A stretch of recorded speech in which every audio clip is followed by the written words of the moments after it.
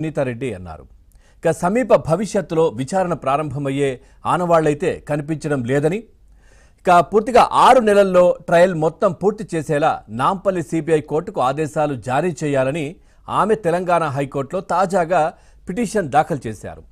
ఈ పిటిషన్పై justice K Laxman ధర్మాసనం ఈరోజు విచారణ చేపట్టింది. గురువారం విచారణ చేపట్టింది.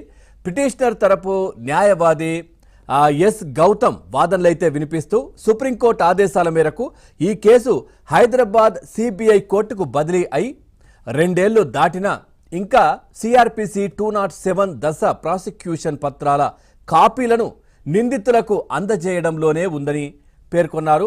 ఇక సిబిఐ సమర్పించిన హార్డ్ డిస్కుల్లో 13 లక్షల ఫైల్స్ ఉండగా ఇప్పటి వరకు 13,717 ఫైల్స్ మాత్రమే ఓపెన్ చేశారన్నారు. ఇలాగే రోజుకు 500 ఫైల్స్ చొప్పున ఓపెన్ చేసుకుంటూ పోతే మరో 7 ఏళ్లైనా ట్రయల్ ప్రారంభం కాదని కూడా చెప్పారు. ఇక ఈ కేసులో సాక్షి వైఎస్ అభిషేక్ రెడ్డి తాజాగా మరణించినటువంటి విషయం కూడా మనకు తెలిసిందే. ఇక ట్రయల్ ప్రారంభం కాకపోతే ఇబ్బందులు వస్తాయని నిందితులందరికీ నోటీసులు జారీ చేయాలని కూడా కోరారు. ఇక పూర్తిగా వాదనలు విన్న ధర్మాసనం తదుపరి విచారణ ఫిబ్రవరి 4కు వాయిదా వేసింది. మనం చూడొచ్చు ఈ కేసుకు సంబంధించి కూడా ఎంత జాప్యం జరుగుతోందో. పూర్తిగా కూడా దీంట్లో చాలా సాక్ష్యాధారాలు కూడా, అదేవిధంగా గూగుల్ టేక్అవుట్ ద్వారా కూడా చాలా సాక్ష్యాలు కూడా ఇటు సిబిఐ కావచ్చు యంత్రాంగం మొత్తం కూడా సేకరిస్తున్నటువంటి పరిస్థితులు అయితే కనిపిస్తూ ఉన్నాయి.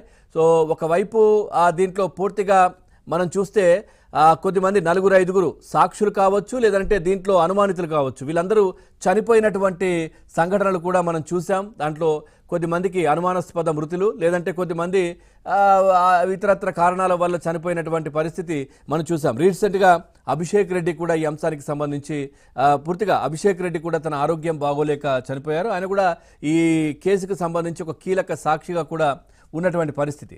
సో ఎందుకు ఈ విధంగా ఇంత జాప్యం కావడానికి కారణం ఏంటి అనేది ఒకవైపు, అదేవిధంగా పూర్తిగా గూగుల్ టేక్అవుట్లో ఎవరెవరు ఏం చేస్తారు, ఏంటి, ఎక్కడికి కాలు వెళ్ళాయి, వివేకానంద రెడ్డి హత్య జరిగిన రోజు ఏం జరిగిందనే అంశాలు కూడా దాంట్లో పూర్తిగా సిబిఐ కూడా సేకరించినటువంటి పరిస్థితులు కనిపిస్తూ ఉన్నాయి. ఇదంతా ఒకవైపు. ఇంకొక వైపు మొన్నటికి మొన్న ఏదైతే రాజ్యసభ సభ్యత్వానికి రాజీనామా చేసిన తర్వాత విజయసాయి రెడ్డి ఢిల్లీలో ప్రెస్ మీట్ పెట్టడం జరిగింది. దాంట్లో విలేకరులకు చాలా అంశాలు చెప్తూ వచ్చారు. అంటే ఎందుకు రిజైన్ చేయాల్సి వచ్చింది ఈ అంశాలు చెప్తూ కూడా పూర్తిగా నేను దైవ సాక్షిగా, అత్యంత ఇష్టంగా కొలిచే నా శ్రీనివాసుడు దేవుడు సాక్షిగా చెప్తున్నానంటూ అన్ని అంశాలు కూడా చెప్పుకుంటూ వచ్చారు.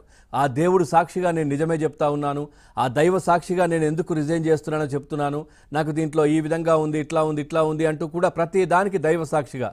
ఇంకా అప్పుడే అక్కడ ఉన్నటువంటి విలేకరులు విజయసాయిరెడ్డిని ప్రశ్నించడం జరిగింది. మరి అదే దైవ సాక్షిగా చెప్పండి, ఏం జరిగింది, వివేకానంద రెడ్డి హత్యకు సంబంధించి ఏం జరిగింది, మరి ఆ రోజు గుండెపోటు అని మీరు చెప్పారు కదా, ఎందుకు అలా చెప్పారు, ఏంటి, ఏం జరిగింది అనే దానికి సంబంధించి కూడా వివేకానంద రెడ్డి క్లియర్గా చెప్పారు. నేను అవినాష్ రెడ్డికి కాల్ చేశాను, ఆ సమయంలో వేరే ఎవరో వ్యక్తి ఎత్తారు, గుండెపోటు అని చెప్పారని చెప్పేసి. ఆ అంశాలు ఒక్కసారి మనం ఆ వీడియో చూసి దానికి సంబంధించినటువంటి చర్చలోకి వెళ్దాం ప్లీజ్. ఎప్పుడు